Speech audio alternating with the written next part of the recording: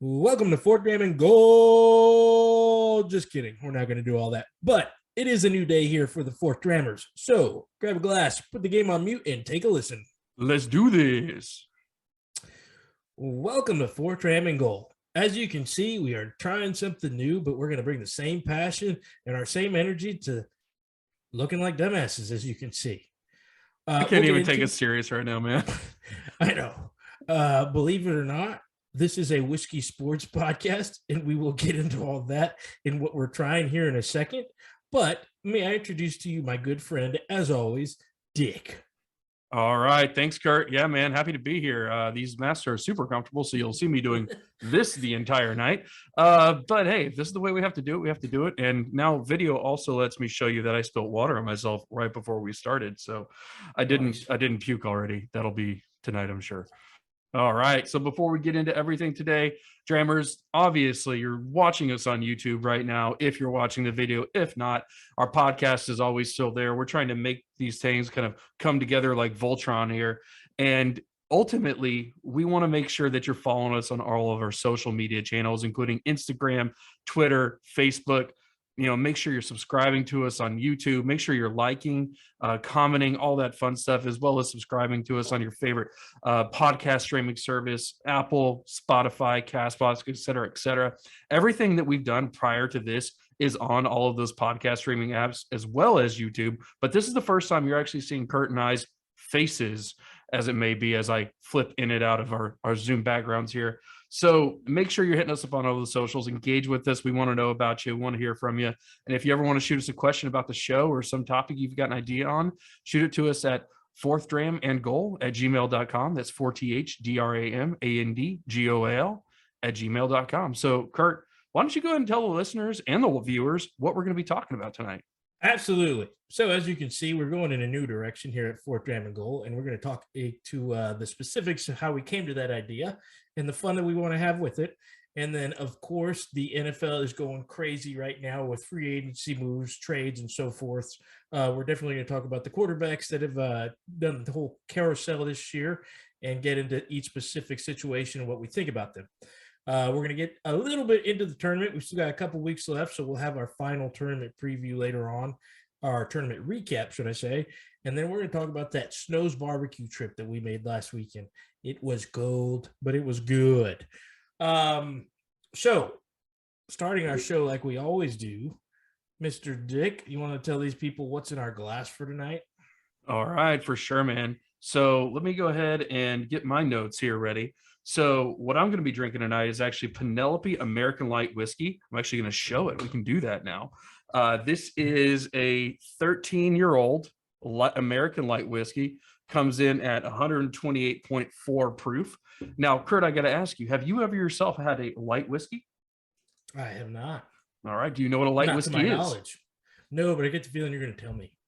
Yeah, I'm going to whiskey nerd down on you a little bit. So a light whiskey really is something that's been distilled at higher than 160 proof. I believe this one was distilled at 198 proof, which is totally not what bourbon is. Bourbon's always distilled lower, less than 160. And where did light whiskey really come from? It came from like the 60s, 70s, like vodka gin craze. Bourbon manufacturers were really trying to understand, how do we stay within the market, knowing that, dark liquor is no longer a fad. So what they started doing is creating American, or not just American, but light whiskey in general. And the idea was, hey, we can still get our key bourbon flavors. We can distill it at a higher proof, much like gin or vodka. And at the flip side, because we're non-age stated, it doesn't have to go into a bourbon barrel or a new white oak, American oak barrel, period, for 2 years or less. So, or 2 years or more, rather. So there's no age statement required to be a light whiskey. And this is really something that's kind of, I won't say died out, but it's not really done anymore.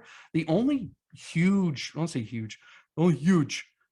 large distillery still really making anything like this is MGP. So this Penelope is actually MGP juice, but it's 13 years old. And I'm going to talk about what it tastes like and what it smells like, but this is not what you would think of a Indiana, Kentucky 13-year-old. This is much more mellow, if you will, but not in a bad way. So we'll talk about the details, but Yeah, man, it's something that don't think I've ever had before. Not a light whiskey. I've had American whiskey. So this is something new for me too. So enough about that though. What are you drinking tonight? Nice, good stuff. I'm excited about mine, buddy. I have Blue Note. We'll be working on this the I'll whole just put it in time. front of your face there. Absolutely. There you Blue go. Note, It's better looking than your Crossroads. mask. It is by far. It's a nice looking bottle too. And we can barely hear you. It's great. Awesome. All right. So I went in and made an 8:50 p.m. run to the liquor store. And if you know alcohol sales in Texas, that's closing time. So I went in, I was going to grab some TX blended like you had a couple of weeks ago. And I saw this on the way out. And it was a new liquor store that I wanted to try because it was really close to my house. But you kind of get scared with the allocated prices and all that. But the dude behind the counter was actually really cool. And when he saw me looking at that, I had seen on Facebook that they had a store pick Blue Note bottle a couple of weeks ago. So I asked him about that. He said that was gone in like 11 days. But then he gave me a cool backstory that he actually, got to go to the Blue Note distillery, and a lot of the bottles that they picked one that rendered like 130 bottles. It was actually a tornado tore up the distillery. He said all this information is online, and they dug them out of the ground, and they were like, dang, we've got some good juice here. And he got to pick one of those.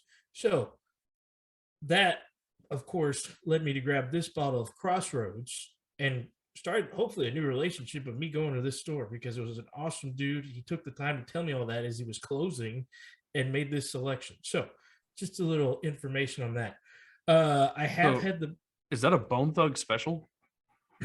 Bone Thug special. You're going to have to explain that one to me. Dude, the song Crossroads. Bone Thugs. Damn it. Come on, that is dude. one of my Come on. I know. It's the mask. It's distracting. What mask? That's how you always look.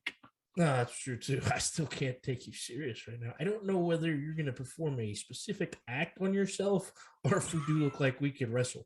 But so this is Blue Note Crossroads. I've had Blue Note before. That's like a $25. I think that's their jute joint, something like that. I have to look at it again. But this is their Crossroads. It's 100 proof. This is $40 from their website. 60% corn, 36% rye, 4% malted barley, all finished in a toasted French oak barrel. Now, you know me and how I am about my finished in different barrels and so forth. Tend not to be a big fan. We'll see how we go tonight. But it's a cool little backstory. Crossroads, they have the blues singer on the label. Okay. And they have the Highway 61 and 49 marker. Now, if you do know your rock and roll history there, Dick. I mean, obviously you don't know hip hop history. So yeah, let's test true, me. very true. Well, I did get an A in the history of rock and roll in college, and I'm not making that up. But Highway 61 and 49, Crossroads, Mississippi, is where apparently the legendary story of Robert Johnson sold his soul to the devil to become the greatest rock and roll blues artist of all time. Yeah, good little backstory. Everybody should know that. I thought the devil went down to Georgia. I thought he was looking for a soul to steal, and then they must have been wearing these masks because we look like. Yeah, we look like if you see us in the street, you better watch out. I don't know what's going to happen. All right, buddy. You ready to get over that goal line? Oh, shit. Not yet. Almost there, though, by the way. We are itching ourselves in these masks. So let's go ahead and get into our second dram, though. The goal line is just a few steps away. But obviously, we've made a couple comments about it. You just seen us flash in and out of our Zoom filters here. But Kurt, I think you're wearing a different shirt today that I haven't seen you wear before. Like looks completely different on you. What is that? Oh, that's our new official fourth dram and goal shirt, right? And then on the nice hat you got there. It is a nice hat. You like that too? Now we've had these for a minute. You've seen it on our Instagram. But I think really what's the big elephant in the room here is we're doing Zoom backgrounds. Where are you at right now? H down, hold it down. Giant Texas Distillery. All right. I had to do some Penelope bourbon. Oh, he lost me. Penelope bourbon right here. That looks horrible. I had to do some Penelope bourbon here and here to go along with mine. I can't find one of their actual like tasting room or anything like that. But in all seriousness, all joking, we are, on video now. Kurt looks like, Gold dust. well, I was going to say Scorpion's like, half rate little brother. I don't know what that is, but So let me tell you the reason for the mask. yeah, let's get into the history. Me and Dick have been talking for a long time that we've wanted to put ourselves on camera. We'd like the interaction more. We'd like, viewers to just give a face and bottle to what we're drinking, what we're talking about. But, there are certain things, like children. I happen to have 15 where several women are looking at me for, back payment and child support. I can't get my face on camera due to that. And Dick's not allowed in like half the states in the country. So we had to come to a resolution to put our faces on camera. And growing up in Texas, especially South Texas, watching, the Libra Warriors growing up, it wasn't the faces that you were excited to see. It was the masks. So thus, we're rolling with this. Our new logo has it. And as dumb as we look today, we're going to rock and roll, change it up, and see where it takes us. Yeah, that was the missing piece that we had to talk to you about, the back of our shirts here. We'll throw a picture up on our Instagram, but it actually has a little call out to our masked boys right now. So I'm super excited about it, man. I've been trying to egg you on for feels like years now. Like, let's do YouTube, let's do the video, let's do it. And you're like, I don't know, man. I got all these bitches calling me all the time, trying to get some money. And like you said, no, it's not. I have that government job, so what are you gonna do? I don't know. All right. So little history about that. But the other headline I want to talk about is the NCAA tourney. So Sweet 16 is set as of us recording this. I think it was a pretty predictable, tourney so far. I don't think there were any major surprises, right? Was there anyone that you want to call out? Yeah, I'll disagree with you quite a bit there. I've actually thought good because it was sarcasm. So than I thought. Oh, good. I have to double check with you at times. But that Miami Iowa State matchup out of nowhere. I do want to throw in some details in our bracket. I am in the top 97%. I take that back. Top 3%. Sorry. Yeah, I'm in the top 97%. You have 8 teams remaining. I have 10 because I'm usually smarter and better at this. Some of the picks that I'll explain, I did have North Carolina over Baylor and reaching the Sweet 16. I mean, North Carolina is just not your typical 8th seed. And watching Baylor in the Big 12 all year, obviously against Tech and so forth, I just thought they were so inconsistent, injury plagued, that was a hard thing going in being number 1 for them. Another one I predicted, Iowa State over LSU. I mean, their coach got fired before the tournament. So that's obviously going to be a little bit of a damper on their spirit and motivation. And looks like I was right. What about you, bud? What do you got going so far? Good picture, proud of, picture not proud of? Yeah, so for me, the pick that I'm most proud of is St. Peter's. I had them winning it all. So I mean, it's been a great call. Yeah. No, all right. Now, in real life, what'd you do? Man, I tell you what, like Auburn, Auburn fucked me last night. But like UK, like stole my wife, stole my kids, left me penniless on the side of the road. Like I think they ruined almost half the country's bracket. I mean, how could they not? I mean, day one, you're freaking it was my final 2 are Zona and UK, and I'm sitting there with my dick in my hands, like, what am I supposed to do now? I don't know what to do. So it's I don't mean that was the worst one. That was the worst one. Definitely had me sad on the inside. I still have my Final 4 for the most part. I'm hoping one of it doesn't come true, obviously. But I do have Zona. I had Gonzaga in there, which, like I said, I hope they don't beat Tech. I hope Tech gets through. Duke and then gets to play them and beat them for a chance in the Final 4. Zona's still there, like I said. I had Kansas in there. And out of that bottom quadrant, I did have Purdue. So I had a chance for some upsets, and we'll see. I think you picked the right ones. I mean, it always seems like my bracket goes one of two ways. I usually pick all the wrong 12-5 matchups and the 11-6 matchups. Like typically it's 50-50, and I picked the wrong 50%. So that kind of screwed me. I mean, really looking at it, LSU, I don't know why. I don't know why. I don't know why they tried to screw me on this one and actually lose a game when in football they fuck me over every year. So it's not a great bracket for me. I'm in the 97%. So what happens? Because like I said, I'm much better at this than you. So we're off to a normal start. So yeah. How much money a year does it make you being really good at this? I think I made $10 last year. That's more than $5. So I was fine. wearing this mask too. I won't tell you what I had to do. But anyway, all right. You want to get into the nose of these glasses there? Yeah, man, we can do that. So, admittedly, I think I'm going to need to pour a little bit more. So, if you want to go first, go for it. I will pour some too. And as we're talking, as I'm pouring this and looking for the bottle that is escaped me, which Sweet 16 matchup are you most excited to see? So, for me, it's got to be Arizona and Houston. I think that it's a great story from the Houston perspective, but I really don't give a shit. I need Arizona to win out. I need them to win this one. So, because every year I do a bracket, I picked Arizona to win. As long as they're in the top 8 seeds, I'm picking them to win, and I need them to do it this year. I really, really, really need this to make my heart feel good. Nice. So obviously the Tech and Duke one I'm excited for. You asked me, do I care at all that it would be Chefs, the GOATs last game? No.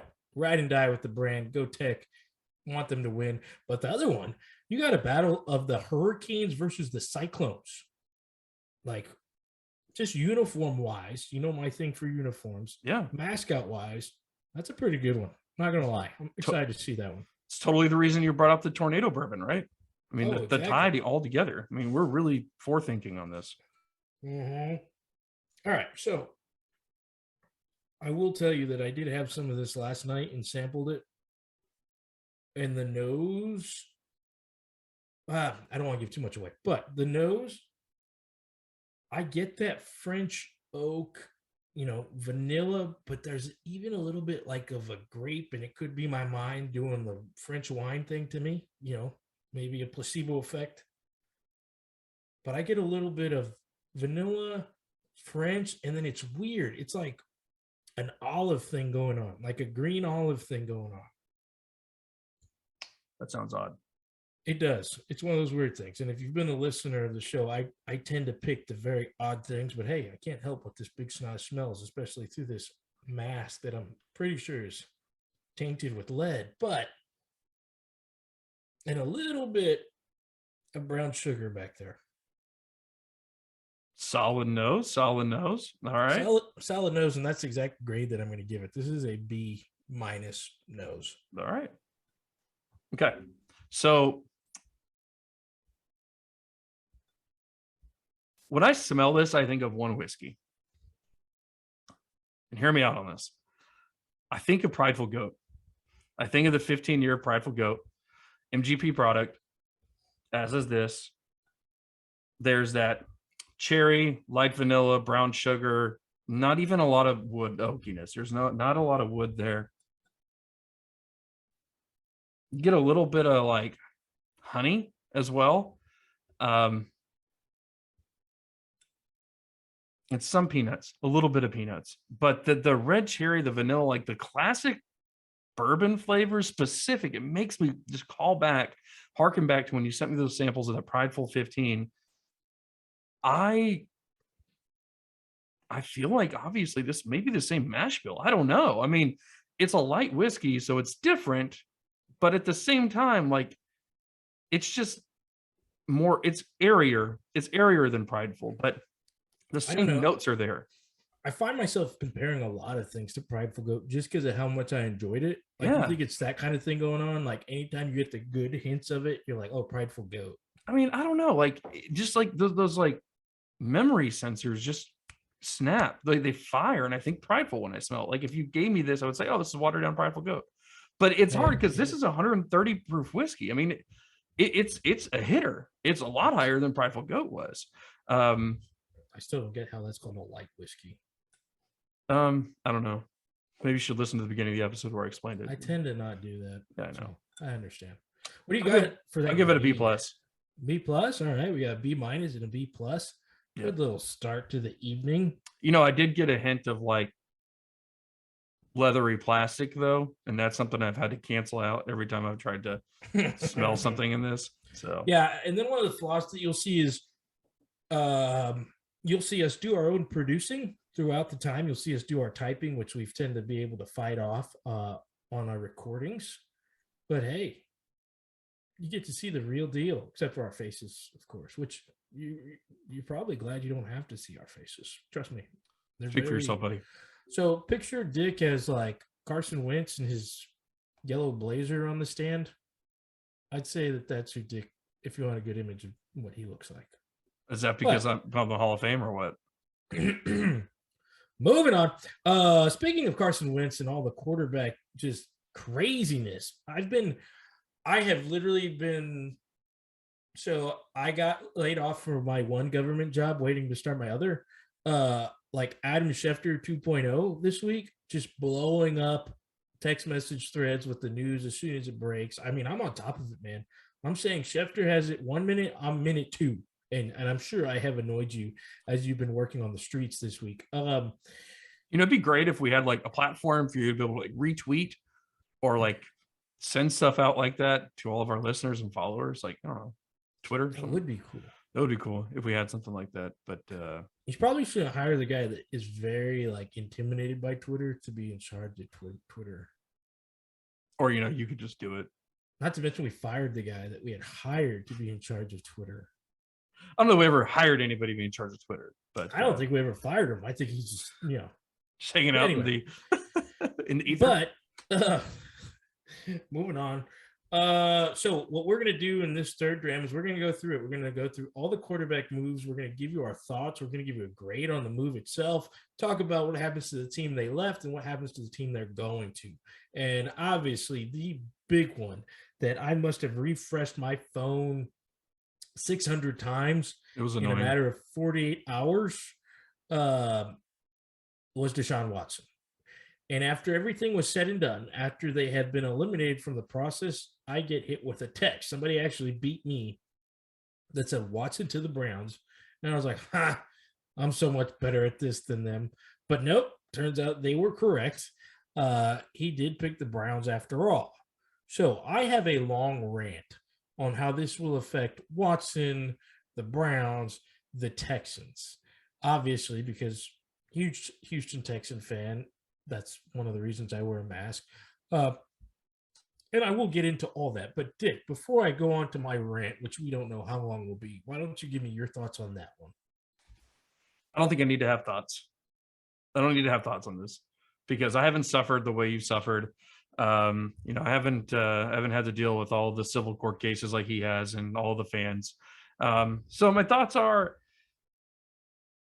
probably the biggest surprise of all. I mean, the teams to choose, but I'm not going to hold the candle to whatever rant you have planned for us. So please enlighten me and all of our listeners.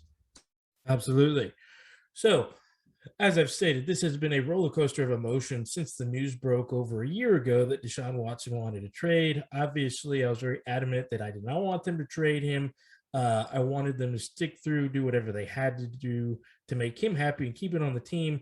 And then all the other stuff happened, which I'm not going to talk too much about other than what impact it has on the Browns. And then, of course, as time went on, it just kind of looked like Watson was not being reasonable. And the thing that I didn't like was all of a sudden last Friday, with what happened, it was just back to, I don't want to be in Houston. So as a longtime Houston Texans fan, that does rub me the wrong way. At the end of the day, Deshaun Watson decided to take money and head to Cleveland, which is the one franchise out of the 4 picks that I'm actually happy he went to. The discussion was that he was going to go to the New Orleans Saints, and honestly, I didn't want that. I'm going to tell you, I'm kind of petty. I'm done with Deshaun Watson, very similar to the Chris Beard at Texas Tech. I'm not going to, watch him his whole career, just hope, bad things happen. But I thought New Orleans would have been the best case scenario for him to go compete in the NFC and possibly be a Super Bowl contender within a year or two.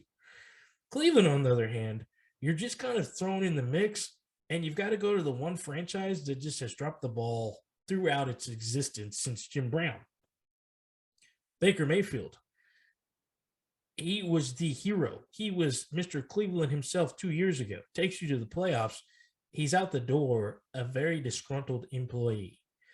You've got to play in that division against Lamar Jackson and Joe Burrow, and now Mitch Trubisky, which I don't think we have him on our quarterback list to mention. But nope. Like that just tells me, like, dude, you wanted that money. Like that's what you're about. You wanted that $240 million money. Like there's no other way. Like New Orleans, what's the problem? Atlanta, you're from there. That's your home. You were a ball boy there. What's the problem? Like Carolina, the team that supposedly has had interest in you from the very beginning. There's the money. So he goes to Cleveland. Obviously, there's going to be a backlash. We've already heard it from it. Cleveland fans 50-50 torn on it. I mean, that's everything that's going to work out. That's up to the NFL to decide. That's up to the courts to decide. In terms of the player the Browns are getting, yeah, they're getting an A-plus quarterback. Obviously, that's why the Colts were never going to get him, because Texans would not want to play him twice a year to get into the playoffs. He's Deshaun Watson. He's awesome. That's great. But it's over. And the joy of the cloud just kind of disappearing over Houston and NRG was my best instant reaction. That I was like, oh, it's over. It's done. I love what the Texans got in return. I know that there was rumors, and yes, I would have loved to have gotten 3 firsts, 3 seconds, Myles Garrett, Nick Chubb, sure, in a dreamers. But what we ended up getting was a franchise rebuilding load. We get to sit back, kind of hit the reset button. And realistically, at the end of the day, Deshaun Watson had all the cards in his hand. We could have had a trade from the Saints that included first round, second rounds, Michael Thomas, anything. And he could have said no. And that's what at the end of the day could have happened. So I'm very happy with the picks, even though fans seem to be mixed on it. It got better today. We found out it was 6 draft picks. We are literally going to have about, I can't even think of the number right now, 7 to 8 draft picks in the first 150 picks this year. So it's in the Texans' hands now. Make the right picks, get some hitters, keep it going, and all will be fine. I love it. I can make a couple remarks about what you said as far as cracking jokes, but I think in all seriousness, you really can't summarize it without really looking at the rest of the picture and what we're about to talk about, right? Like perspective is key here. And what you talked about, what we found out today, which we'll hit on here in a second, is it actually was a really good deal, even the way we originally thought it was. Just tying that in is Matty Ice. Still's got 2 or 3 years left in the tank, at least, maybe more. And they've got traded for a 3rd round pick. I mean, talk about an ego blow. And then you look at what the Texans got. I mean, I don't know what you got to be. You can't be mad about it. You really can't. I don't see how it's possible. I don't. So, I mean, yeah. So what we're doing is we're going to go down the list. Dick's already led us into the second guy on our list that we're going to talk about, because that's the most. Well, there is another guy. Mariota was after Matty Ice today, but not as important. I've looked at the trade grades all across the board for the Texans Browns. Everyone's giving the Texans realistically an A at least. I do think it was an A. There was one website that gave it a C, but the whole article was based on their handling of Deshaun Watson from the beginning, which was basically typed out before the trade even happened. So that one was irrelevant. But yes, this is a Herschel Walker and beyond type trade. So they did get an A from me. And, the Browns are getting an A-plus player. Is it worth the backlash and the draft picks they had to give up, the draft day movie type picks they had to give up? We'll see. They're looking to win now, though. I mean, that's the difference here. But I just don't understand it. Like, you're not. You're literally joining the AFC, and you've still got to beat Burrow, Jackson, just in your division. You've got Mahomes. You've got this guy by the name of Russell Wilson, who's going to be, very good, and we'll talk about in a little bit. But for the remainder of the quarterbacks, we're just going to give you the grade on the team that got what was the type of grade they get for getting the quarterback, because we're not going to break down all the details that went back and forth. Matty Ice. What's up, Dick? Can I say this, though? I mean, when we'll go through this, keep in perspective what conference all of these big names are going to, right? Mm-hmm. I feel like the NFC just got a lot more winnable. I could be wrong. That was the thing. You had 3 teams in the NFC South where you had to beat Tom Brady, of course. But if you could at least compete with Tom Brady, you had a wild card shot, if not more. You've got to get through Aaron Rodgers, which we will talk about later. But I mean, it's just I don't know. So let's Um, get into it. Matty Ice. I mean, so it's I don't know, was it a 3-year deal? not sure. I think it was like a 2 to 3 year deal. This one we do have the the package because it was quite simple. It was a third round pick for Matty Ice. Ego blow, man. Ego blow. Going to the Colts. I mean, I don't think special is going to happen. I don't think Wentz was the entire problem there. He's one of my least I think favorite he quarterbacks. was. All right. Well, we'll see. We'll see. We'll see in 9 months. So, Yeah. but I don't know. I gave Brady's him back. I gave him a C plus, and I'll tell you why. Did I cut you off? No, I mean I was going to go to the next one, but yeah, no, C plus. I gave it a B minus. Well, I gave it a C plus because I think I sent my buddy the meme of Spider-Man pointing at Spider-Man. This is Philip Rivers. I don't think they're going to get any better. That's a fair point. Yeah, I think no, it's going to be like the that. same situation with Rivers and Wentz. I think they're going to be sitting there competing against the Titans for the division. If they do make the wild card, they're going to go up against the Chiefs, the Bills, the Ravens, somebody better than them. And it's going to be the same thing. It's almost to wish just do what you did. Just flop. Get a guy next year's draft. Be the future. Stop with these 2-year deals with these guys that are just making you barely compete. I don't get it. You got to put fans in his hands, though. You got to give them something to look forward to watching. And they didn't pay a hefty price for it. So I'm going to give it a B minus just from the standpoint that I think they got a deal. And it's gonna give people something to watch, some sort of hope, but it's not restructuring their entire franchise like the Browns just did to get one player. So I think they'll be in the same spot. But I don't disagree with you. I do not disagree with you. But if you tell your fans, hey, we're going to flop for the next 2 years so we can get better years after that, they're not going to watch. Nobody wants to see that shit. You can't openly go just do that anymore. I don't think that you're going to get the same Colts fans that went there after Luck retired and the ones when Peyton had a broken neck and they were flopping to get Luck. They've been through this before. So, I mean, how many times can you beat a fan until I'm a Texans fan. You do it quite often. You'll be there. Whatever. Look at the Cowboys, I guess. So, exactly. All right. Next one, Brady. He's back. Did he really go anywhere? I don't think so. You didn't want to take the kids to Taekwondo practice or what? That had to have been sitting on the couch watching TV. Giselle started yelling at him. Probably got the wrong avocados or something. And he was like, "I'm Fuck out. this. I gotta go back to work. Let's go back." Or she was like, "Get your ass out of here. You're like being too extra or something." That could be too. Could be the other thing. I mean, she could be like Any Given Sunday wife, where she was like, "No, you're not done." Slaps the shit out of him and says, "Go back and play." This one would usually be bigger news, but with everything that's gone on, it just kind of was like 2 weeks ago. It was huge. Okay.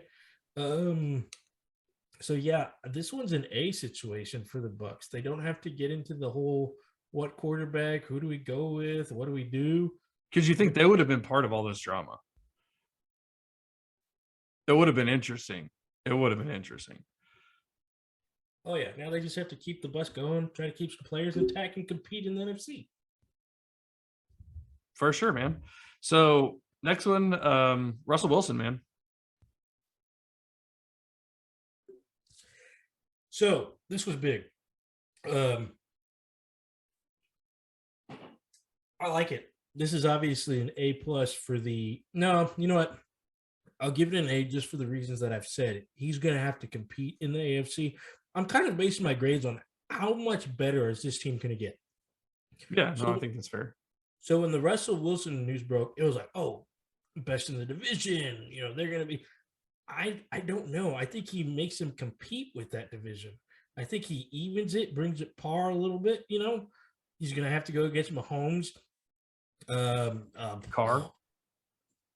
Carr, who's I think underrated. Some people just hate Carr. Carr. And then the up and coming Chargers. I mean, I think he's making them compete more, but I don't think it's a cakewalk like some people were instantly reacting. But I mean, it makes the NFC West, which was in my opinion, one of the most fun divisions to watch. Now it's the AFC West, and he simply just moved, right? Like he made that fourth team that was like, okay. I mean, it's not that great. Now they're all good. I mean, I just don't see how see how one team is inherently better than the other, and that's not even talking about the Raiders ad. So we'll get to that, but I like it, man. I give it an A as well.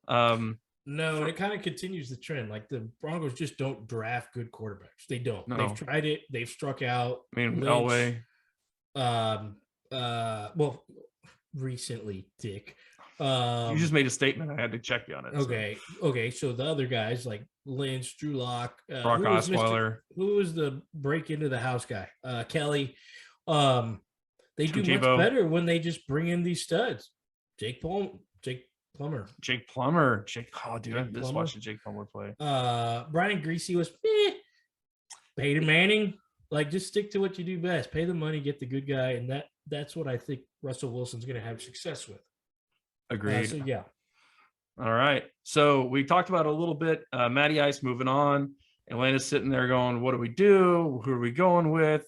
I think this is a solid pick for everybody here. In my opinion, at least, I'll talk about it. I think Mariota, do they make the Falcons better? No. Right now. Do they make them more dynamic on offense? Yes. Will they win more games? I don't know. But you got to ask yourself, like, what have the Falcons done with Matt?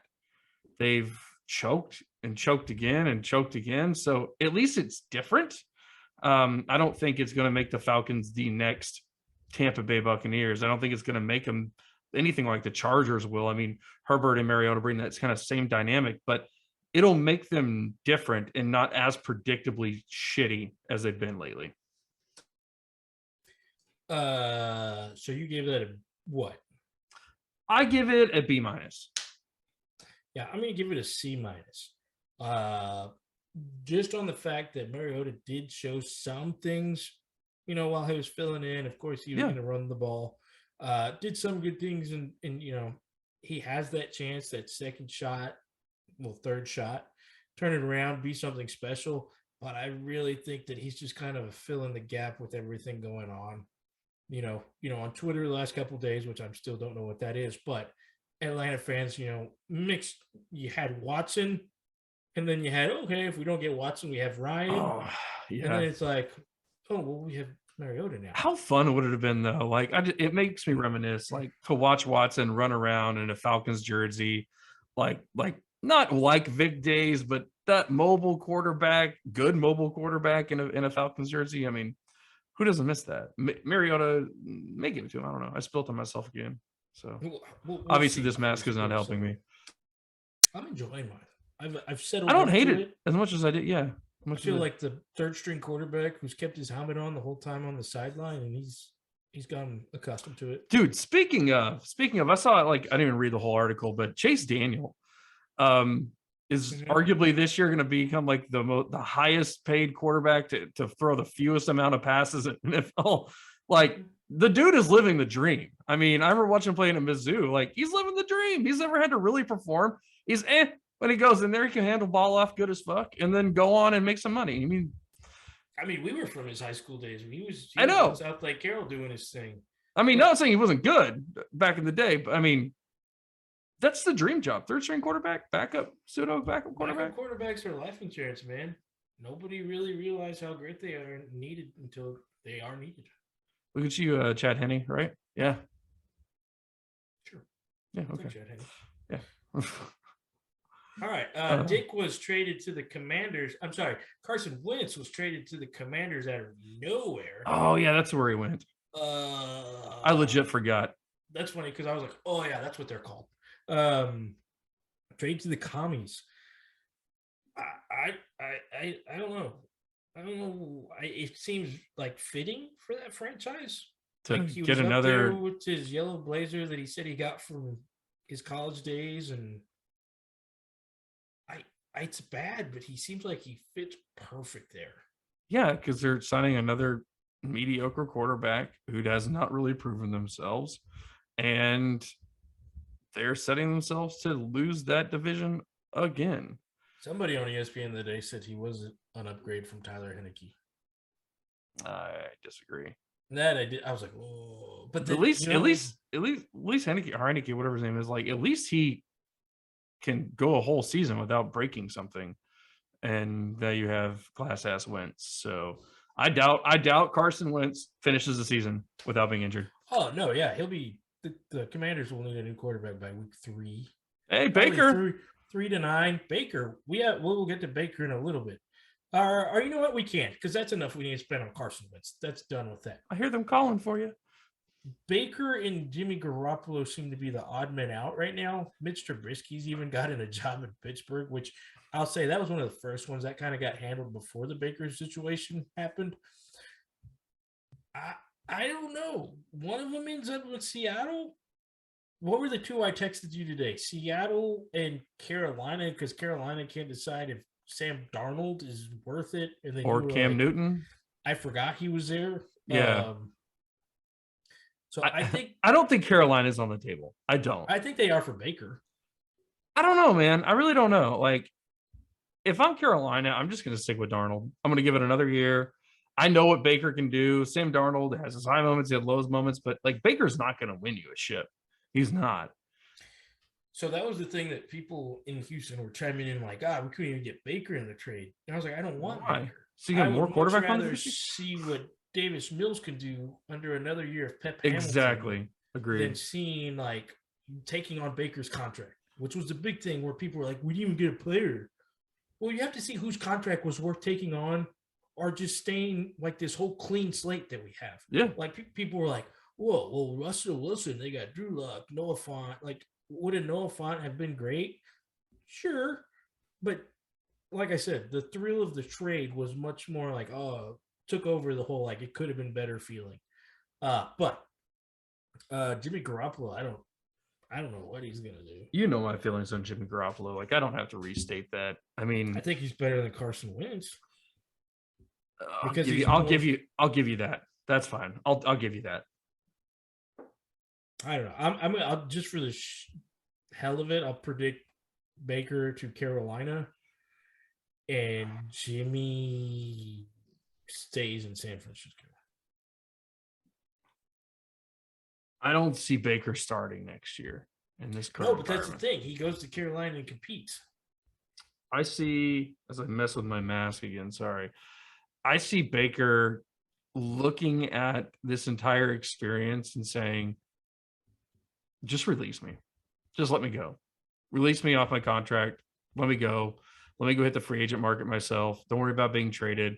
And I think he either sits out or he waits for that call from Washington saying, hey, Carson Wentz broke his leg in training practice. Get your ass out here. That's what I would do. Because F that. I mean, if he believes himself, go for it. But I don't want to go sit there and compete with fucking Sam Darnold or some shit and Cam Newton. Like, that sucks. And then go out to Seattle and they're already going to hate you because you're not Russell. You play like Russell, but you're not Russell. See, Seattle's the other thing. I think you're Drew Lock. Like, that's your guy. You're going to go with him or bring in Baker and compete. And if anything, Baker Mayfield's your backup. Well, and I think Baker would win that competition. They're the same quarterback. No, they're the same play style, same quarter. Drew Lock has less miles. Baker had a rough year last year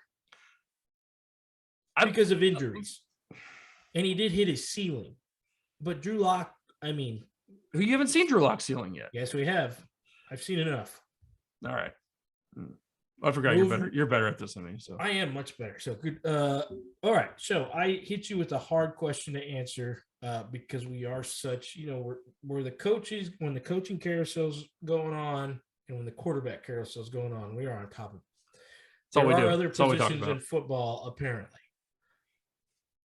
Best other non-QB position, best move, trade, free agent signing, regardless, go. Von Miller got paid, dude.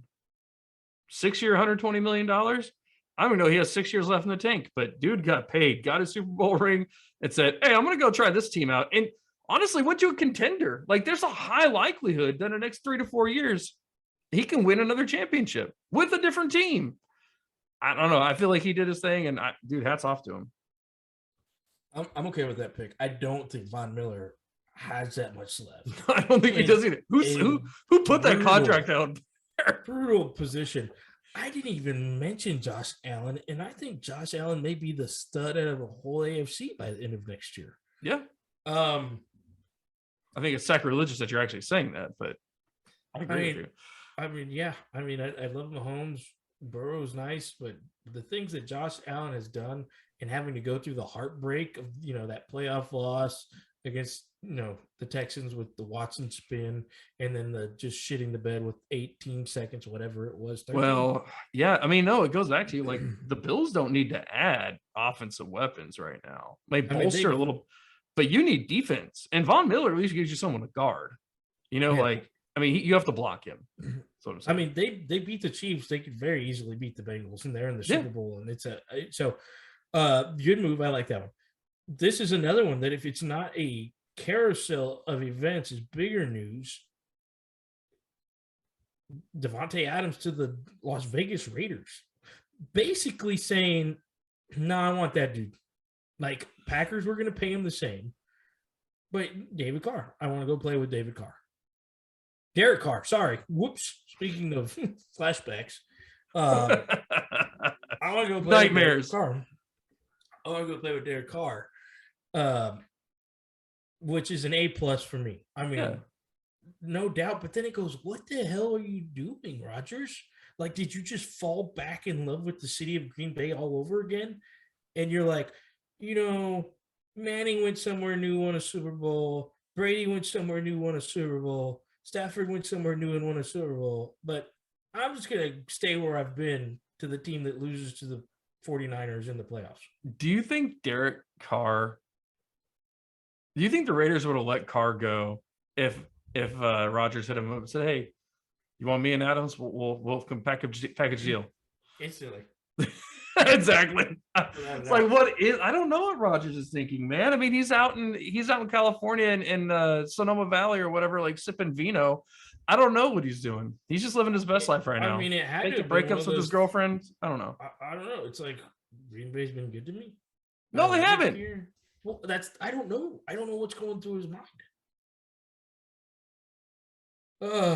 But very good call on the Von Miller. I agree with you there. I think he just wants to tell the Bears that he owns them again.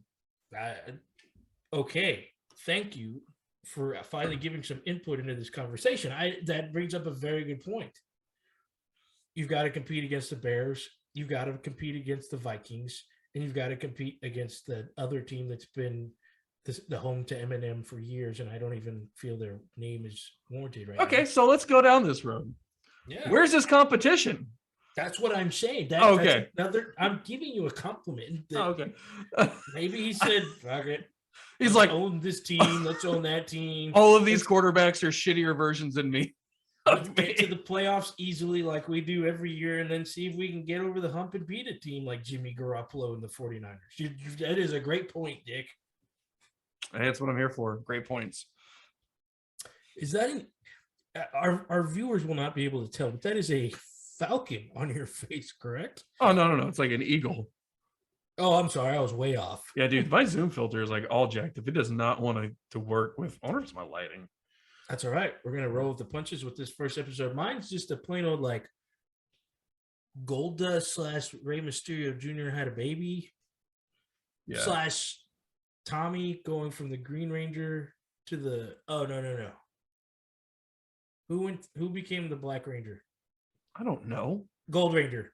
Nobody knows that. The Power Ranger.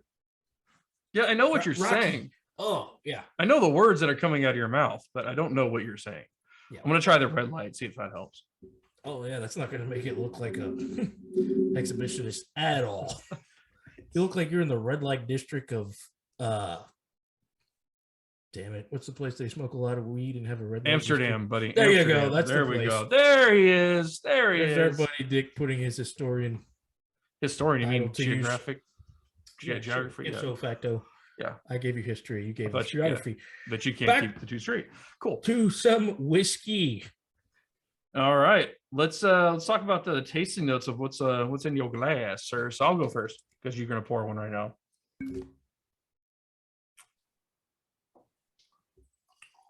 So I'm gonna say proofier on the back end, a little bit of earthy tones.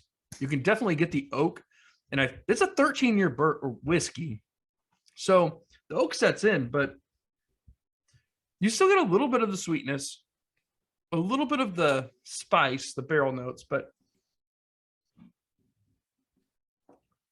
it tastes nothing like Prideful Goat. Smells like it, tastes nothing like it.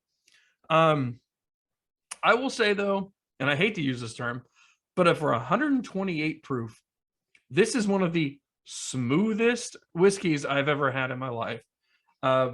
This thing will do some damage and you won't even know it's happening.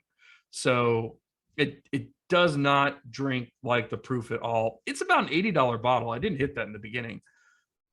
And I think it's worth the experience. Like, I would recommend it to someone who's like, I want something different at a $60 to $100 price range. What do you recommend? And this was actually recommended to me from the Penelope bourbon, or the Penelope bourbon rep that I ran into at Whiskey Cake like a month ago. So I actually went in there and picked it up. I like it, man. I'm going to tell you, like, taste wise, it probably falls a little short. Don't give me your overall rating just yet. No, I'm not. I mean, my taste wise, like, I mean, what I give the nose, like an A. I'm gonna give this a B, like a mid B, not B plus, not B minus, but a mid B. Okay, producer, as we're talking, you typed that in this time because I typed in the nose. I was excited to give you the palate on this one. The second I took a sip of this, I was like, oh, I was playing some blues. I pulled out the banjo and everything. The nose on this is where the cask, the French oak, the barrel, oh man, there's a sweetness there. It's vanilla. It's tea. There's some marshmallows. I feel like you're just making this shit up at this point. No. Did I say palate or nose? You said palate. Okay, good. I just wanted to confirm, because I'm not an idiot, as though I look like one with this mask. But the palate on this got me right off the bat. I was like, oh, this is going to be a hard bottle not to finish. I really enjoy this. Like, there's the sweetness there from the French oak barrel. They've done a good thing here. I'm giving this an A on the palate. I really do enjoy it. All right, as the producer jots that down real quick. Thank you, Mr. Producer. Hey, Mr. Producer, coming at you. All right. So with that being said, I think we've pretty much nailed all of the quarterback controversy to the wall, hung it out to dry. I'm sure by the time this airs, to the wall. Yeah, exactly. Till the sweat drops down my mask. Okay, exactly. I feel like we've. I was like, we're all luchadors. We could say huevos and it'd be okay, right? So. The funny thing is, I had to promise that I would not do an accent this whole time. I was waiting for you to do a ghetto Batman, so if you want to do that now, that's fine. I'm Hispanic, so I can do that. That actually sounded like a Trump. I can do that. Yeah. Well, you also like to flip the card on whatever you're trying to talk about and what you are. So, it's nice to be biracial for you. We even talk about, like, we're trying to get so much lined up for this episode. The masks, the shirts, everything going on with Kurt losing his one government job to go to the next government job. No, that was you that lost a government job. No, I did lose a government job. You did, yeah, exactly. We lost a government job. Okay, yeah. I just lost my funding for my my whiskey research. There was so much going on. We didn't even talk about St. Patty's Day. Like, I feel like we kind of missed about a little bit on St. Patty's Day special. We'll go down that road, but the cool thing about having a live recording, how was your St. Patty's Day? Not as near entertaining as you and our other buddies was. So yeah, y'all kind of drank me under the table. I was out with the family. What happens? You try to do family shit on St. Patty's Day. I know, man. Like, I was trying to be cool. Us Irish, we get drunk. No, see, you can't claim it both ways. You pick a fucking lane, man. I'm way more Irish than you are. A concoction of things. Yeah, I know. Pick one. I'm a Long Island and iced tea of people. We're gonna have to do the Dave Chappelle race draft one day with you, and you have to pick one. That would be tough. Would it be St. Patrick's Day? It'd be Irish. Exactly. Would it be if it wasn't St. Patrick's Day? Ask me on Cinco de Mayo. All right. So let's get into the Fort Dram, because during that between jobs scenario, we did actually take a trip together. We got to meet up, see each other for the first time in a bit. We were able to go to a Snow's Barbecue, one of the meccas, if you will, of Texas barbecue. It's been, in Texas Monthly. It's been on Netflix. There's even a post going around on Texas Stick Burners Facebook group I'm a part of. And it's the one and only Tootsie, man, doing her thing. We got to try some of her food, do the whole experience. We were number 1 and number 2 in line. I mean, you wanted to get there at midnight, and I was like, all right, we'll do it. We'll do it for the cause. And we got there at midnight. Was I not right? I mean, you were right. Yeah. But what we failed to talk about, it was also a weekend where it was a low of 28 degrees. It was probably one of the cold. I probably haven't been that cold without being like sometimes you jump in the water and you get out, and it's like 40 degrees and you're cold. This was like dry, bone chilling cold with wind. It was. Yeah. So I left at about 10 p.m. from Houston, and I believe I exited to get a bag of ice for the cooler and tap off the gas, which, was dropping a mortgage. In Tomball maybe area, I don't know, somewhere. That was a Love's gas station. They're like 4th down the list from a Buc-ee's.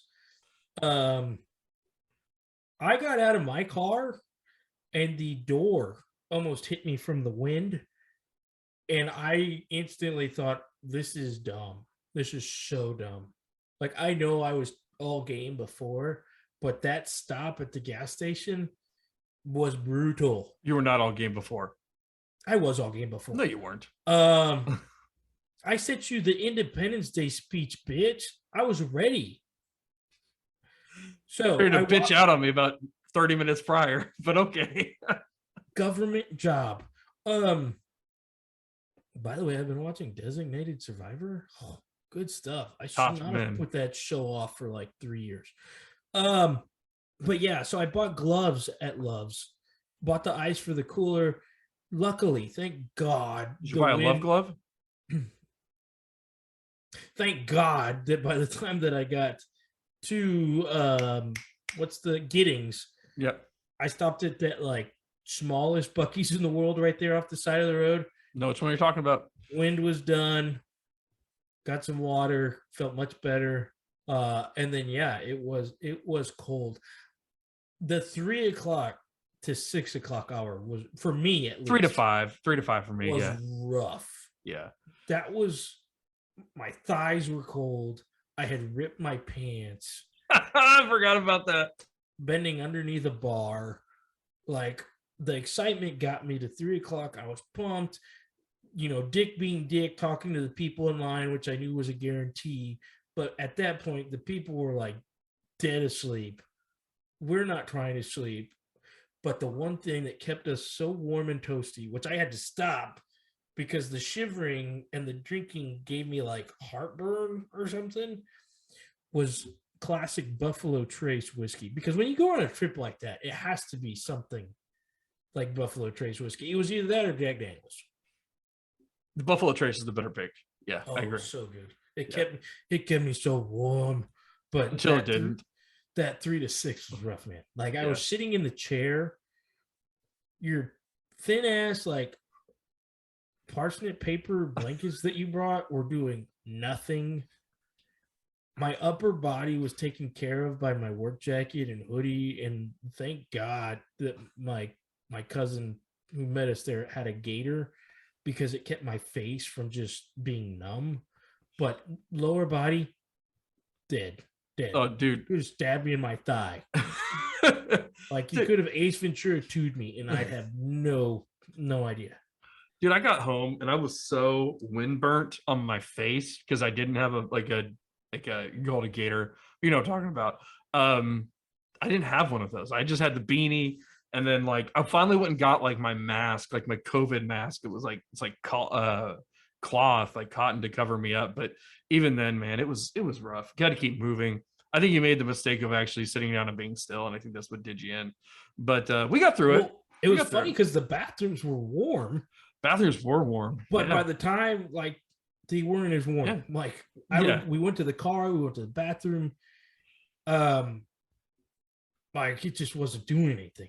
I was like, why do we do this? But so other than it being balls cold outside, getting there at midnight, I mean, I don't want to like start the trend, but I really think that if it was like June or July and it was like a low of like 60 or 70 at night, it would be amazing. Amazing. That and from what I've read, you've got to be there at like 10 o'clock.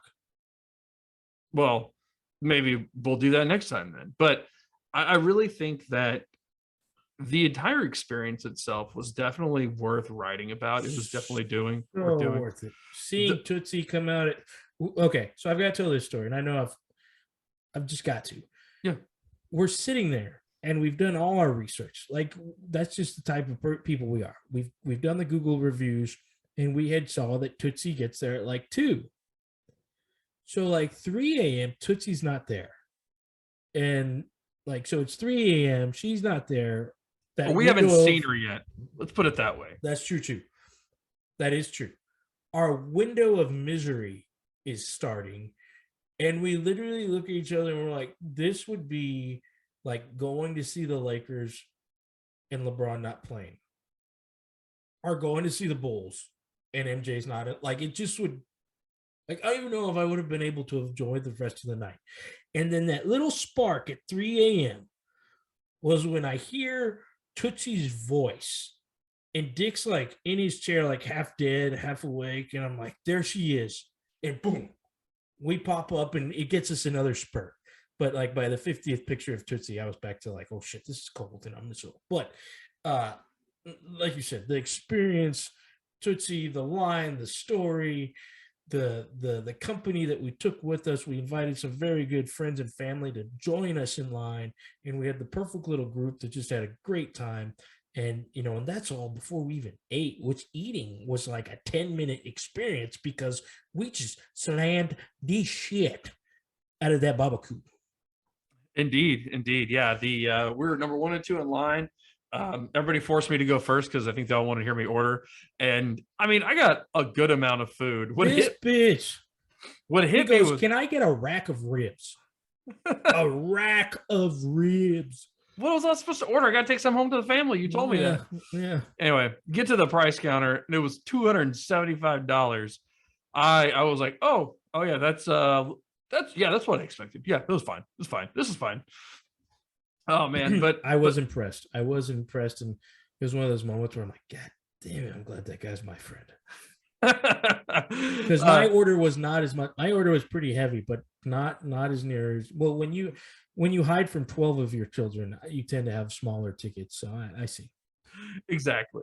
Took myself back to the truck, put it in the Arctic, and then we went over and sat down, and we got that prime table, man. We were right in the corner, right where the smokers are, and Tootsie's doing her thing. We took some awesome pictures. I don't know, like, I would say, like, I'll get into it right now, but I'll give you like my thought on like the raw experience of it, not the food, but just the experience of like waiting in line, how they have everything set up, going and you're sitting like right in the midst of the pits. And they're working still around. You can hear them talking. People are coming in and out. Like, I think it's up there. Like, I think it may be the best barbecue immersive experience, if you want to call it that. I feel like I'm reviewing Disney rides right now. But I really do feel like the way they kind of just like tuck everything into that nice little spot right there. They've got the nice bathrooms. I mean, great bathrooms. Little gift shop, the whole 9 yards. No gift shop, but gift stand, whatever it is. I would say it's the best I've been to. You did. You won a ticket. Who would have thought number 2 would win? I put that seasoning on a steak the other day. Oh, pretty good. Oh yeah, my son tore into it, and he's a young guy, but he ate half that steak, and I had to like eat the other half. It was good. You had to. Oh, I have to. You have to taste your kids, but make sure it's not poison. Exactly. Make sure they don't get sick. No, dude, it was a memorable moment, and we don't want to grade the overall. we want to break down each item, because usually this is a segment of the show where we go into whiskey and break like this. We're going to do barbecue. And then at the end, I'm going to tell you the plan for the remainder of the year, which is an awesome, exciting plan. And we've got a team together that's ready to do it. So Dick had a great idea. He wants to go into each individual item that we actually had on our plate and just give our overall thoughts on it. So Dick, without further ado, since it was your idea, go for it with the main Texas Holy Grail. All right, so I'll jump into it, and I'll preface this by saying I had lean. It's just what they cut. I also had the burn end, but I had my brisket was from the heart all the way through the burn end. So you got to get that kind of like the lean to flat, right, for those big brisket people.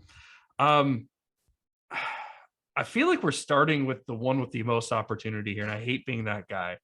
But if I had to give the brisket a grade, I would give it a B to B plus. It's not what I went there for, and I've definitely had better brisket, but it was good. It was good. I always say this. I really do firmly believe that I personally have a good size smoker. I can do chicken at scale. I can do ribs at scale. I can do pulled pork by at scale. I've never done a pork steak, and we'll get into that. But brisket is so difficult to do at scale because it's so temperamental. It's the worst cut of beef you can finally do. But when you can do it right and you can do it perfect, it's typically on a small scale. When you're doing it on the scale that they're doing it, like the level of difficulty is just like almost yeah, exactly. It's insurmountable at that point. So I'll give it a B, but I'm grading it against some of the best backyard barbecue I've ever had, best backyard briskets, what I consider the holy grail of Texas barbecue. I really feel like it was a B. So it was a long explanation, but that's where that's warranted. I have to be careful when I tread on this. I'm going to give you a compliment and I'm going to give you an insult at the same time, if you don't mind. I have told you this to your face. It is very difficult to try restaurant barbecue, even though Snow's is obviously not your typical restaurant, because I have friends who make mouth-watering, delicious brisket, and you are one of them.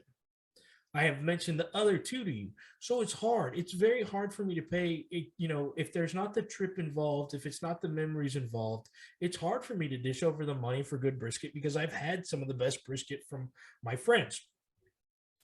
Now, with your opinion, I have to sit here and go, if Aaron Franklin was standing in front of me and you had one gun, one bullet, you'd use it on me because you love Aaron Franklin that much. I love his barbecue that much, yeah. So, yes. So I know that we had that, like, going against it, going over there. But the brisket, the first bites were just so, like, you saw me.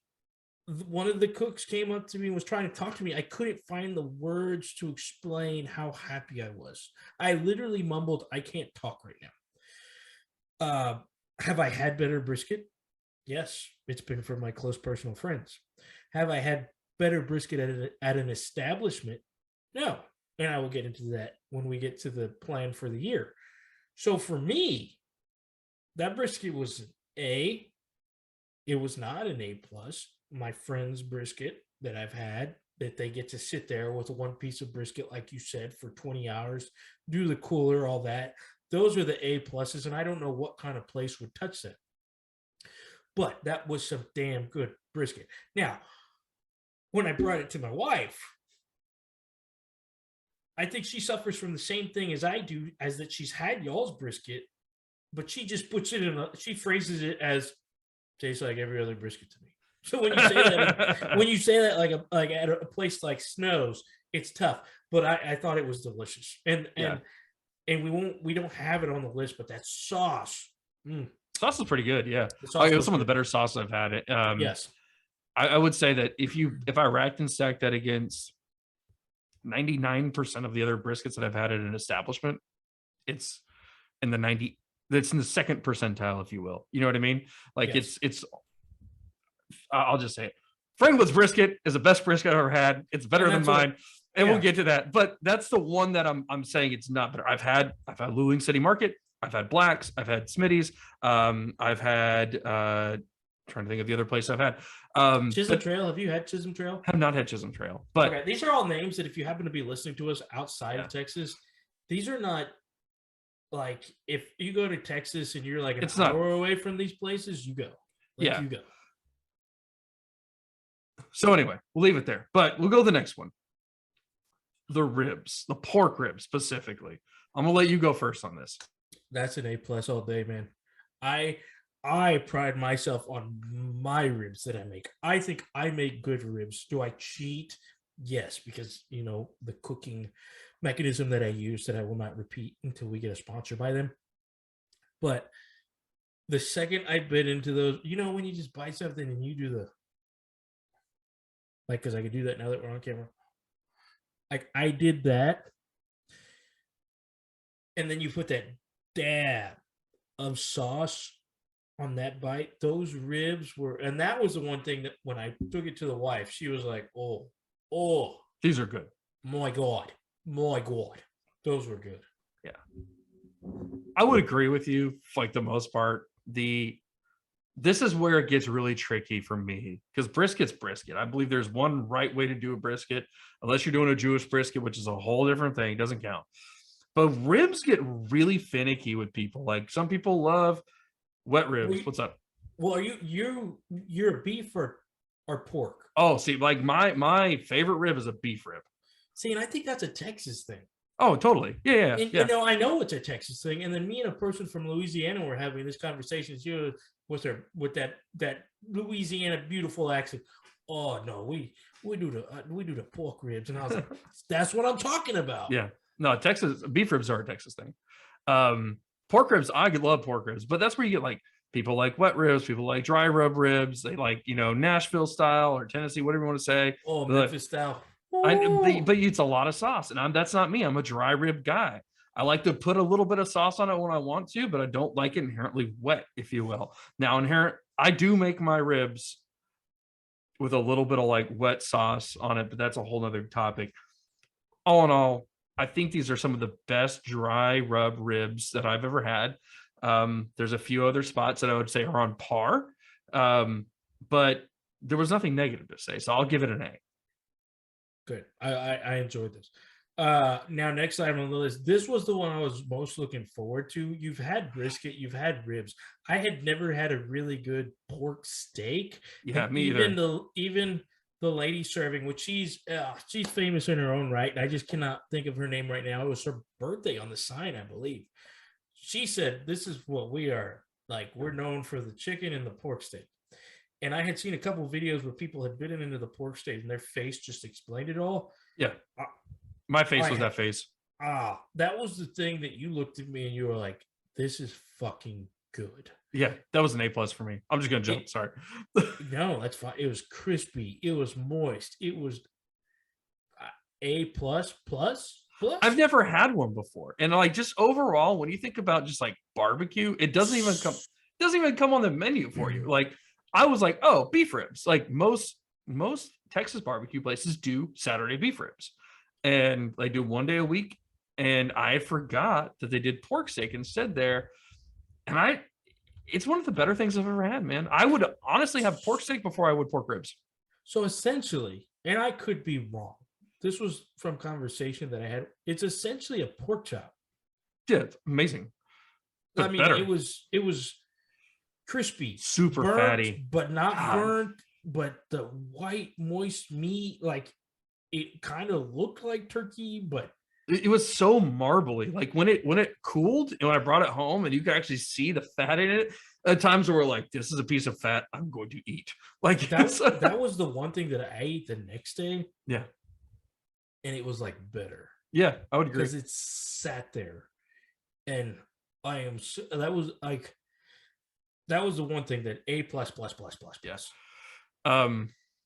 Chicken for me, I'll go with it. Like, dude, this is the best chicken I've ever had. I'll agree with you. Maybe in the moment there wasn't any left when I got home. Like all my family ate it, so I didn't get to have like a second helping. But it was delicious. Those were like the kick returners and the special teams of the chicken. I'm not like every chicken tastes the same, but this one was special. It was delicious, moist, very good. Not the same impact that the pork steak had on me. No, not at And all. then that jalapeno sausage had a Oh, I didn't even kick put to the it. sausage on It here. was it Yeah. had a kick. So those two just like, and by the time we took a bite of everything without even getting to the sides yet, like those just topped it. Like those were like a little bit more like worth it. Yep. Worth it. This was worth it. And then we get into the sides. So chicken, best chicken you ever had. I obviously think it was an A+ chicken. Yep. The jalapeno sausage was, if you can hand if this one had more kick than I've had jalapeno Yes. sausage before. This one had a good kick to it, but it was very good. Probably the best jalapeno sausage I've ever had. Yeah. God dang it. What's the brand that you always grab at HEB? Kielbasa? No, it's the other one. I'll have to think of it for next time. Sides. That potato salad. Slovacic. Like what? Slovacic? No. I'll think of it. Okay.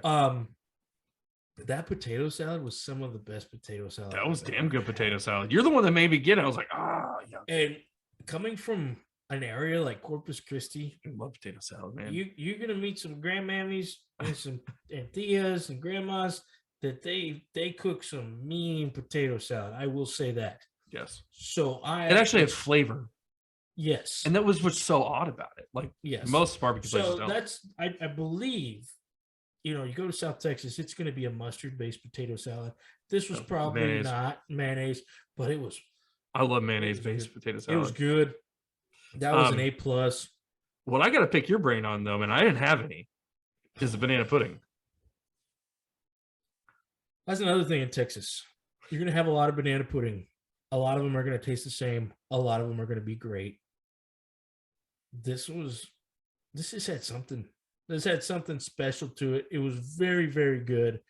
That was the one thing the wife said, do not leave there without 2 cups of potato salad. I'm sorry, 2 cups of banana pudding. She devoured that the second. She said that was good. That's awesome. But damn it, the one thing, and we're going to have to go back, I didn't get the coleslaw. That was out of everything that, I had on my list and, she recommended in this. That was the one thing that we didn't get. I'm a picky coleslaw eater too. So yeah, I'm thinking about like going back in sometime in like June or July. So we'll have to talk about if we want to go again, but yeah. We will. Okay. All right. So overall, food was fantastic. Food was great. We have a plan that we have put together. This is the year, we've talked about this. One of my goals at the beginning of 2022, you make these New Year plans, you got to follow through with them, was to read more and travel more, enjoy this great state that we live in. And one of the ways to do that is barbecue. So we've come up with a game plan. There are 3 spots because realistically, being a family member, working for the government, and things like that, you can come together and you could probably knock out 3 places a year. People devote more time, but we're staying realistic. When we're retired, we will. Yes. There is 2 other places that we will be getting in line for. We want to try. And the eventual goal at the end of the year is to rate the 3 places we went through, because all 3 of these places have been ranked number 1 on Texas Monthly's top 50. This year's, is it Goldies or Goldins? Goldies. Goldies. Are you familiar with it? I wasn't aware until I read the article this year. No, you sending it to me was the first time I'd seen it. Yeah. But then I looked it up and I was like, oh, damn, that's doable. So I read the list and I happened to have met a friend of mine who's in Fort Worth. And, he kind of had the whole, like, he's waiting for it to die down because it has just exploded since it got the number 1 rating. We're going to have to make a trip up to Fort Worth. We definitely have a place to stay. We have 2 places to stay, actually. And we're going to give that. The good thing about these next 2 places is it's not just once a week. Snows is Saturdays. That's it. That's your chance. Goldies is open more days during the week. And then the other one that I have to personally try, and Dick is is hounding me. He's checking my calendar. We're coming up with a game plan that will most likely be next on the list. Will be me getting in line to finally try the infamous Franklin's barbecue, so I can see what the rave is about, see what Dick just worships, and then we can rate the three of them and see what our overall thoughts are. Yeah, I'm really curious to see what your thoughts are on Franklin's. I do literally idolize Aaron Franklin from his story. I've read his book, which is basically a book and then a cookbook. And the way he started is just like the way I started, right? It was just buying the cheapest pack of risk you could do. I won't even get into the whole thing. But where he's come now is so far and beyond. I started drinking espresso. You know why? Because Aaron Franklin drinks espresso. That's the way he does it. And that's the way I'm a homebody like that. But have I mentioned the Traeger coffee rub before? You just said that word that you said you weren't going to say, so I don't. No, that was a different company. Gotcha. Wink, wink, wink, wink. Nobody can see you winking in that. Have you tried that rub? No. Oh, have you done a coffee rub before? No. Oh, go get you some of that. You will thank me later. But yeah, Franklin's will be good. I do have to kind of like deviate a little bit, man. You pulled up gold. You brought up Goldie's. They do brisket, pork ribs, turkey, house sausage, jalapeno, and cheese sausage. So very, very straightforward Texas barbecue. There's no similar to Snow's. But they don't do chicken. Most Texas places do turkey. And that's what I mean. I love a good. Well, Snow's had turkey. Did you get the turkey? Snow's they didn't have turkey. Yes, they did. She said that's what we're known for is our chicken and no. I may be wrong. You're wrong. They don't. I think it was okay. I swear maybe we both could be wrong. But anyway, but what I wanted to get to is a side I see that's different than what I've seen anywhere else. They have jalapeno cheese grits. Shit. That sounds good, right? I feel like the monkey from Zookeeper. Shit. Dude, I am a grit. You throw some shrimp. Shrimp and grits. Grits taste like whatever you put in it. You put jelly in it, tastes like jelly. You put butter in it, tastes like butter. But if you throw some cheddar and some jalapeno sausage, Dude, I wasn't a fan of grits until this year. Because every grit I've had before has been bad grit. You look like Carson Wentz. I'd expect you to be like a typical grits guy. But no, that's my wife. She's a grits gal. Nah, that's not surprising. She's a real gritter. Oh, got it. So yeah, that's the plan. It's an awesome plan. Fort Worth is exciting. I've heard it's a cool town. I've driven through it. Oh man. No, really? I've heard Fort Worth is like as Texas. It can be. But you have to understand, I'm a guy who lived in Lubbock. Yeah. So is it different Texas or is it Texas? I mean, it depends where you're at in Fort Worth. That's one thing I like about it is because if you go downtown, it's very like downtown Houston, downtown San Antonio, very progressive, very much like, hey, there's some gentrified speakeasies, refurbished hotels. It's kind of it's uppity, right? That's that Fort Worth cattle money. But then you go over the stockyards, and that's different. That's a different area. What I want to go see. Oh yeah, the stockyards. You got the stockyards, but then you go to there's this place called Mexican food restaurant called Joe T. Garcia's. It's actually like pretty freaking cool. They've got this whole outdoor area. They're usually packed, and you can get margaritas and wait outside because the line's like an hour long every Saturday morning. One thing I like about Texas is the way that everybody else does mimosas. We do margaritas in the morning. Like, no, what? Hold my beer. I'm gonna drink this margarita instead of a mimosa. Love it. But anyway, mimosas. Not a fan. Well, I love mimosas. I'm excited. And then we know you're an honorary Austin citizen. You were just there the other day. I'm excited. I'm excited to do a family, a life thing out of it. We're gonna go to Franklin's. We're gonna get in line. What time do you think we're gonna have to get to Franklin's at? I'd be there if I would. What we did last time was good. We got there the night before, went to dinner, and we got in line about 6:30. I'd probably get in line about 5:30 or 6. Shit, after what we did, exactly. That's what I was like. Oh, nothing. Don't worry about it. That's nothing. You mean I get to sleep? It's open multiple days, right?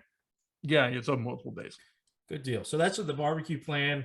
Like I said, we usually hit whiskey up in the 4th Dram, but we just had an awesome trip. We've come up with a cool game plan, so we had to get into all that. But it is now time to get over that goal line.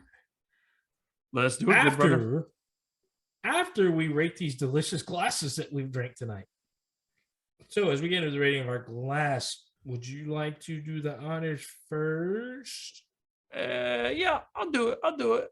All right, hit me with price again. Hit me with overall thoughts and lay that rating on me, Dick. $80 ish. B plus. Overall, I think if you think about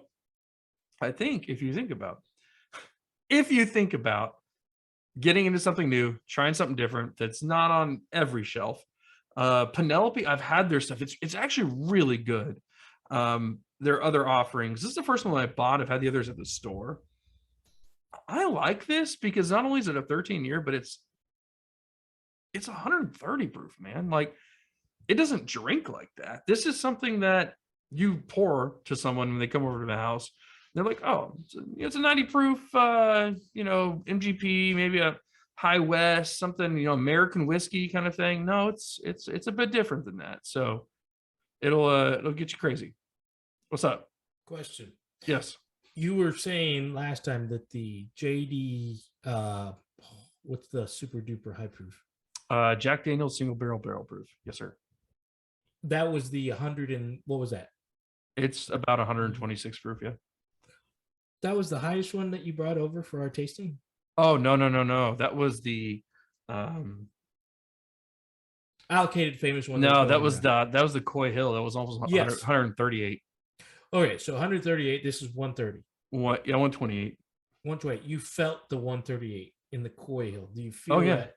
You feel it in this one? No, but I mean, even if you put this against Gold Label, right? The Jack Daniel's barrel proof single barrel. Mm-hmm. Now this sips so much lighter, so much like it doesn't even want to hit you. Where like Jack Daniel's like says, "Hey, I'm here. I'm proud. Said, hey. I'm here to stay. You're gonna have a good night tonight." This one's like, "Hey, how you doing?" No, it's like, I'm a Nacho Libre your ass. Exactly. You ain't know. You won't see it coming. More like a John Cena. What was your rating again there, John Weena? I think I said A minus, B plus, somewhere in there. All right. Let me tell you what I gotta say about this Blue Notes Crossroads right here. I don't know if that was that a Coach O? That was a Robert Johnson. Oh, okay. Playing the music. I'm not having. You're already appropriating one culture. I don't know if you should be doing two. Oh, damn it! You're right. Okay. Okay. Let me do a Coach O. No, it was fine. Just keep going. No, damn it! Make me feel bad. This is all staying in, so just keep going. No, cut it out. Cut it out. Cut it. So let me show this beautiful bottle again. We really got to get the Zoom situation figured out. Yep. Blue Notes Crossroads.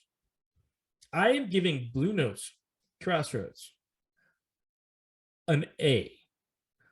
I absolutely love it. Price point? $40. Really? I instantly sent this to a couple buddies and said, this is, sorry, spending a night freezing my ass off at a barbecue establishment doesn't make you feel more important. It's your idea. Like, this may be a new go-to for $40. The nose is a little meh. It's still good, but the palette, the price, the bottle, the story, the thing they're doing at Blue Notes, like, this is a cool bottle to have. I love it. I want to get another one. Like, the sweetness in the taste from the French oak barrels, like, I really do enjoy this bottle, and I'm glad that I got it because I was going to do that Yellowstone for tonight, but Tech had to go and almost lose to Notre Dame. I was hating life. I wasn't responding back to texts. Yeah, and then things turned around. So to celebrate, I killed that bottle of Yellowstone. Nice. But no, this is a good A bottle. Like, go grab it, give it a try. If like typical bourbon taste is too harsh for you, you want something a little sweeter, give this a try. And then another thing, man, it's in that 100 to 110. That's your sweet spot. Yeah. I mean, I really thoroughly enjoyed this bottle, and I really like the things they're doing at Blue Notes Whiskey, man. It's pretty solid there, Kurt. All right. So, well, let's go ahead and get across that goal line. We'll move into our closeout here. But before we get into all of our stereotypical stuff that we do every episode. I gotta ask you, dude, how difficult is it to fight crime and court Batwoman at the same time? I was thinking more like if Black Panther was Was also in the DC universe. yeah, and he wore his necklace on his face. I think that's what I got. I love it. On. I love it. It was interesting. We gave it a try. We're going to continue to stick with it. We're going to work through our flaws. Obviously, we're going to have some issues working out of the fading out of zoom back and forth, holding really items, that. Zoom holding items up front. But this is going to be our thing. If when you see the new logo that we post up, we're going to stick to it. We're going to roll with it. And hey, if it doesn't work, we'll try something different. That's what we've done this whole time. I think this is the fixed. I think this is the fix. You got to hold against your chest like this. Oh, there you go. You can see but you got to move but just put it right in front of your face.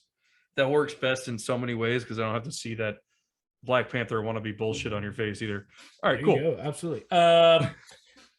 Joe Rogan started out having his podcast sponsored by the Fleshlight. So we're going to try things. Man, if we could get there, that'd be great. Yeah, with these masks, we could be sponsored by like KY or something.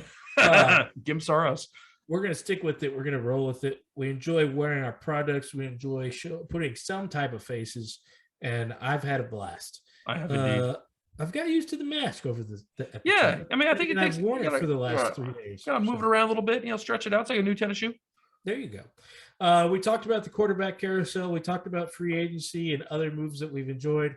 We've talked about our barbecue trip to Snows in Lexington, Texas. It is an absolute must and an absolute bucket list item that you have to do. We enjoyed it. We made some memories, and we've actually developed a whole other plan of trying other barbecue places because of this trip. So it was awesome. It was fun. I've got to let Dick take over now and let you know all our social media outlets that you can get us on. And now you will see some faces on YouTube. All right. Well, Drammers, appreciate you listening today. Big thing to remember is always hit us up on our website first and foremost. That's 4THDRAMANDGOAL. It's a mouthful to say, but fortramandgoal.com. You can link there to our Instagram, our Twitter, our Facebook, the whole 9 yards. It has our email. You can drop in there, see all of our Instagram posts, and just shoot us a little canned email cut out right there on the website. Comes right to our Gmail account at fortramandgoal@gmail.com. And most importantly, if you want to tell your friends about us, make sure you do so. Tell them you're seeing two Nacho Libre wannabe dudes, talking about whiskey with some great Zoom backgrounds, giving you our thoughts and hitting up with these awesome barbecue joints. But ultimately, if you just want to laugh at two dudes, talking about shit and these guys are really doing this because one of them has 2 government jobs and 15 different baby mamas. And the other one, I don't know what my backstory is anymore at this point, but you can't cross state lines. There you go. I'm illegal in 47 of the 53 Hawaii, states. That's for sure. Exactly. 50 states plus the territories plus DC. Okay, that's what I was trying to say. But make sure you're liking, subscribing to us on YouTube. And then as far as the podcasting, make sure you're following us there. Apple Podcasts, Audible, Castbox, Podcast Addict, Spotify, you name it, we're there. And if not, let us know. So, Kurt, I think with that, I've rambled enough.